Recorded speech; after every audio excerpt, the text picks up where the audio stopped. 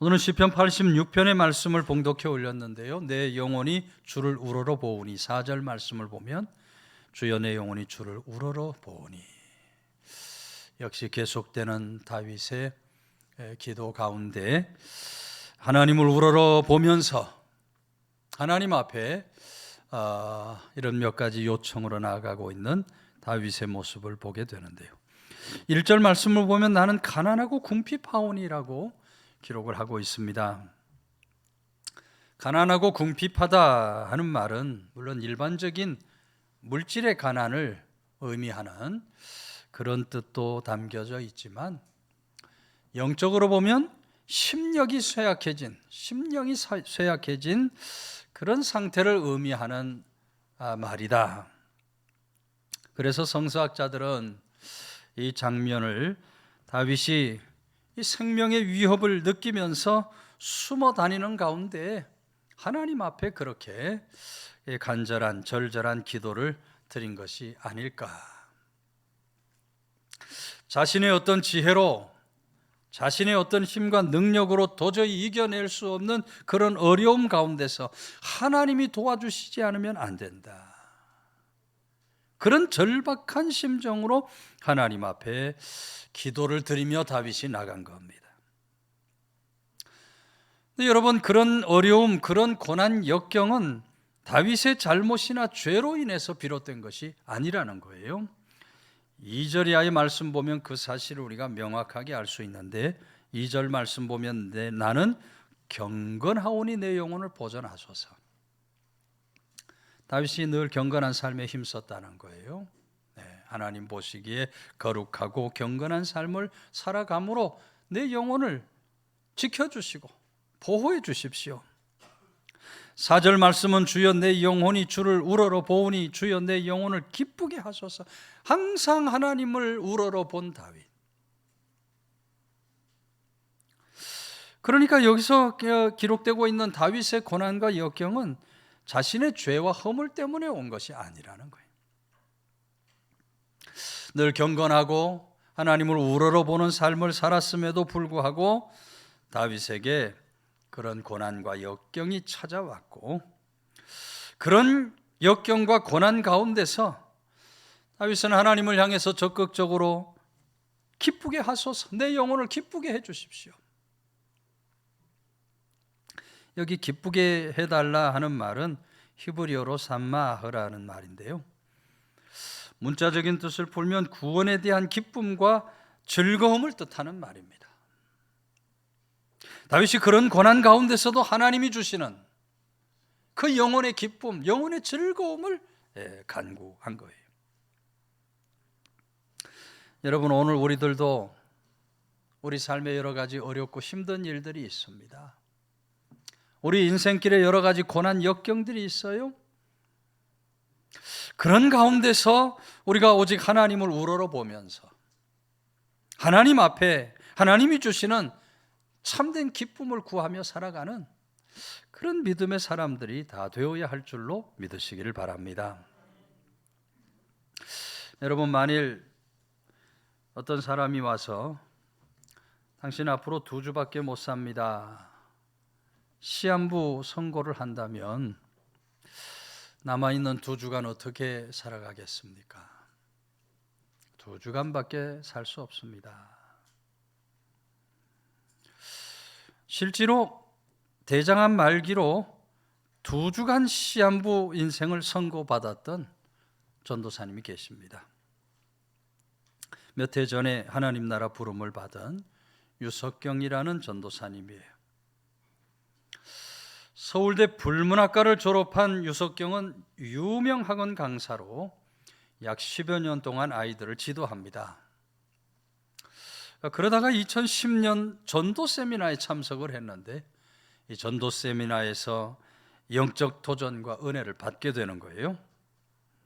그래서 내가 남은 생에는 정말 하나님의 복음을 전하는 전도자로 살다가 죽어야 되겠다 결단을 하고, 그 즉시 미국의 트리니티 신학대학원에 들어가서 공부를 하고 목회자의 삶을, 전도자로서의 삶을 살아가기 시작합니다. 근데 그러던 어느 날인데 갑자기 원인 모를 두통이 찾아온 겁니다.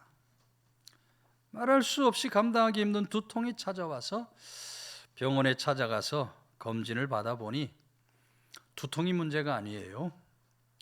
대장에 12cm가 넘는 암덩어리가 2개 나타난 겁니다. 그리고 그 주변으로 이미 그 암이 다 퍼져 있는 거예요. 의사 하는 말이 이런 상황이면 앞으로 2주 정도밖에는 살 수가 없습니다. 수술을 해도 이미 온몸에 암이 다 퍼져 있어서 오래 살지 못할 겁니다. 참으로 천천병력 같은 사망 선고를 받게 된 겁니다. 그러나 이 유석경 전도사님은 천국에 대한 분명한 믿음과 확신이 있었던 사람이에요. 내가 이런 몸으로 병상에 누워있기보다는 내 남아있는 시간 복음 전하다가 천국 가야지. 그렇게 결단을 한 유석경, 천국에 갈 수 있다는 확신이 있었기에 죽음이 전혀 두렵지 않았고, 죽음이 두렵지 않았기에 수술을 하지 않기로 결정했습니다. 저를 생각해 주시는 분들이 기도 제목을 물어볼 때마다 이렇게 대답합니다. 제가 죽기 전에 한 번이라도 더 설교할 기회가 생기도록 기도해 주세요. 제가 죽기 전에 단 한 사람에게라도 생명의 복음을 전할 수 있게 기도해 주세요. 그렇게 기도 제목을 이야기했다는. 이후에 여러분, 이런 소식을 들은 전국 각지 교회에서 이 전도사님 집회 요청을 하게 됩니다. 전국 다니며 주의 복음을 전하는 거예요. 온몸에 통증이 오고 화장실을 하루에 수십 번씩 왔다 갔다 하는데도 강하게 천국의 메시지를 전할 때 정말 수많은 사람들이 그 말씀의 은혜를 받고 주님 앞에 회개하고 돌아오는 놀라운 역사들이 일어나요. 한 번은 어떤 분이 와서 물어요. 하나님 원망스럽지 않습니까? 하나님 원망스럽지 않습니까? 보통 사람은 그런 상황이 되면 하나님을 향해 원망 불평할 텐데, 유석정은 이렇게 고백합니다. 저는 하나님을 원망해 본 적이 한 번도 없습니다. 제가 왜 암에 걸렸는지 묻지도 않았습니다. 왜냐하면 저는 하나님을 이해하려고 하지 않기 때문입니다. 저는 하나님을 이해하려고 하지 않고 그저 신뢰합니다. 저는 하나님이 제게 가장 좋은 것을 주신다는 것을 분명히 믿습니다. 그렇게 여러분, 하나님만 우러러 보면서 하나님이 주시는 영혼의 그 기쁨이 충만해서 복음을 전하니까 여러분, 2주밖에 못 산다는 유석경이 3년이 넘도록 더 살다가 2016년 3월 4일 하나님의 부르심을 받게 되는 거예요. 하나님이 주시는 영적 기쁨으로 충만한 삶을 살아가니 말기암 환자 같지 않은 건강을 가지고 2주가 아니라 3년 넘는 세월을 복음 전하며 구원의 역사를 이루며 살아간 줄로 믿으시기를 바랍니다. 유석경은 가는 곳마다 힘들어도 예수 그리스도 때문에 기쁘고, 가는 곳마다 힘들어도 예수 그리스도 때문에 행복하고, 가는 곳마다 힘들어도 예수 그리스도 때문에 감사합니다. 나는 단 하루를 살더라도 주님의 기쁨이 되고 싶습니다. 여러분, 오늘 우리들도 그렇게 멋진 인생, 멋진 믿음의 삶을 살아갈 수 있어야 할 줄로 믿으시기를 바랍니다. 단 하루를 살더라도 하나님 영광 위해서, 단 하루 살더라도 우리 주님의 뜻을 위해서, 단 하루를 살더라도 우리 주님이 주시는 참된 영혼의 기쁨을 마음에 담고 우리가 날마다 기쁘고 즐겁게 세상과 믿음을 살아갈 수 있어야 돼요. 내 영혼이 주를 우러러 보오니 내 영혼을 기쁘게 하소서. 이 다윗의 고백이 오늘 우리 모두의 고백이 될 수 있게 되시기를 주의 이름으로 축원해 드립니다. 5절 말씀은 주는 선하사 사죄하기를 즐거워하시며 주께 부르짖는 자에게 인자함이 후하심이니이다. 여러분, 하나님은 죄로 인해서 우리가 하나님과의 관계가 깨어지기를 원치 않으시는 하나님이십니다. 우리의 죄가 하나님과 우리 사이를 깨뜨리고 마는 그 관계를 깨뜨리게 되는 거예요. 그렇기 때문에 오늘 우리들은 죄를 지었을 때 날마다 그 죄를 회개함으로 하나님과 관계를 회복하며 살아갈 수 있어야 돼요. 죄를 회개하지 않으면 하나님과의 관계가 깨어지는 겁니다. 하나님과의 관계가 깨어지면 하나님의 진노 심판을 면할 수 없게 되는 거예요. 여러분, 다윗이 그렇게 자신의 죄를 하나님 앞에 회개한 이유가 바로 거기에 있어요. 하나님과의 관계를 바르게 하고 하나님으로부터 주시는 자유와 평안을 누리고 살아가기 위해서 하나님은 그렇게 자신의 죄를 토설하며 살아간 겁니다. 여러분, 통회하고 죄를 회개하는 사람만이 죄로부터 자유함을 받을 수 있게 되고 하나님이 주시는 참된 마음의 평안을 얻게 되는 거예요. 하나님은 회개하지 않는 자에게는 심판의 무시무시한 하나님이 되시지만 회개하는 자에게는 용서와 사죄를 베풀어 주시는 사랑의 하나님이 되어 주신다. 어느 날 무디에게 어떤 청년이 찾아와서 물어요. 목사님, 저는 예수님을 믿는 사람입니다. 그런데 예전에 지은 죄들을 다 회개했는데도 그 죄가 계속 기억나서 얼마나 괴로운지 모르겠습니다. 죄를 다 회개했는데도 그 옛날 지은 죄들이 자꾸 떠오르는 거예요. 예. 이 죄를 도대체 어떻게 해야겠습니까? 하고 와서 물어요. 그러자 무디가 자네 정말 예수님 믿는 사람 맞는가? 예, 맞습니다. 그럼 예수님 십자가의 피로 자네 죄가 다 씻음받고 용서받았다는 것을 믿는가? 예, 믿습니다. 그러자 무디가 버럭 화를 내며 호통을 치는 겁니다. 아니, 그렇다면 예수님께서 다 잊으신 죄를 왜 자네가 그렇게 기억하면서 살아가는가? 예수님께서 이미 다 용서하셨는데 왜 용서가 안 된다고 생각하는가? 그제서야 청년이 무디의 호통을 듣고 그렇군요, 생각해보니 정말 목사님 말씀이 맞습니다. 제가 어리석은 삶을 살았습니다. 예수님께서 제 죄를 다 용서해 주신 것 믿습니다 하고는 아주 평안한 마음으로 돌아가더라는 것입니다. 여러분, 하나님은 회개하지 않는 자를 위하여 지옥을 만드셨고 회개하는 자를 위하여 천국을 만드셨어요.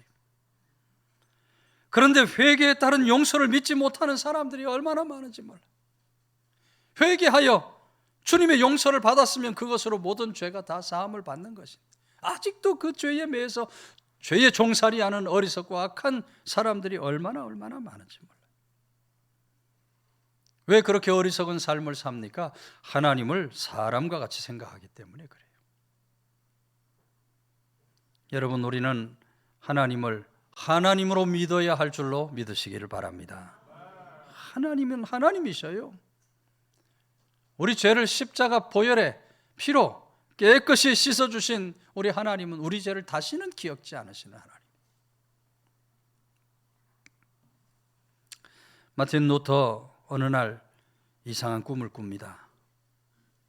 꿈에 마귀가 와가지고 그 죄목 쓴 거를 이렇게 보여주면서 네가 이러이러한 죄를 지었으니 나와 함께 지옥으로 가자 그러는 거예요.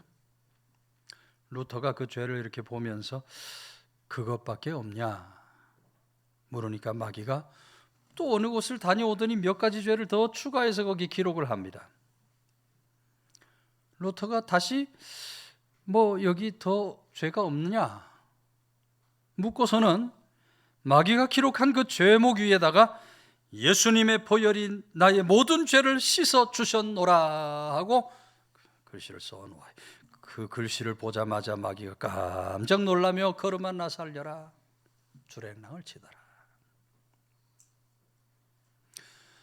여러분, 오늘 우리 주님께서 지신 십자가 보혈로 씻지 못할 죄악이 없는 줄로 믿으시기를 바랍니다.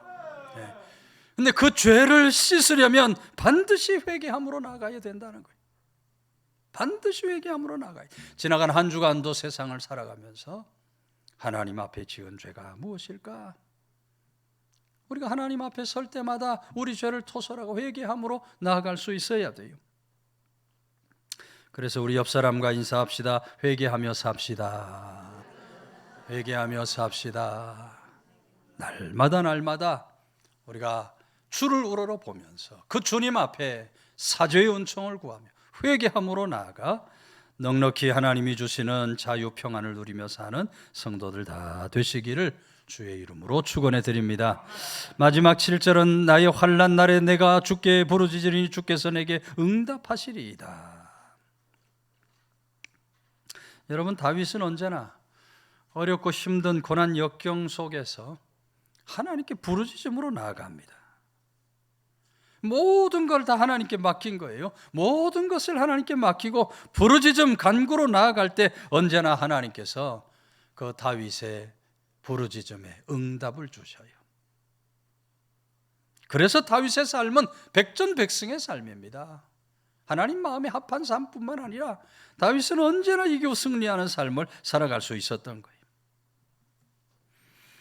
여러분, 오늘 우리들도 신실하신 우리 하나님을 언제나 우러러 보면서 부르짖어 기도하고 간구하는 마음으로 살아가야 할 줄로 믿으시기를 바랍니다.